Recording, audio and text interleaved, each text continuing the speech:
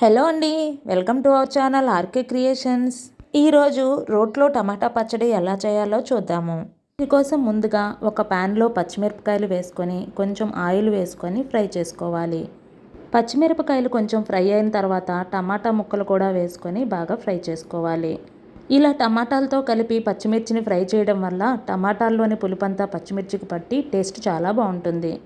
అవి రెండు కొంచెం ఫ్రై అయిన తర్వాత కొంచెం చింతపండు, ఉప్పు వేసుకొని మూత పెట్టి ఉడికించుకోవాలి. ఆ తరువాత పచ్చడి కోసం రోల్ను శుభ్రం చేసుకొని అందులో మనం ఫ్రై చేసుకున్న పచ్చిమిర్చి, టమాటాలలో పచ్చిమిరపకాయలను సపరేట్ చేసి రోట్లో వేసుకొని దంచుకోవాలి. ఈ పచ్చిమిర్చి బాగా నలిగిన తర్వాత అందులో కొంచెం వెల్లుల్లిపాయలు వేసుకొని దంచుకోవాలి. పచ్చడి ఏదైనా అందులో వెల్లుల్లిపాయలు, జీలకర్ర వేయడం వల్ల టేస్ట్ చాలా బాగుంటుంది.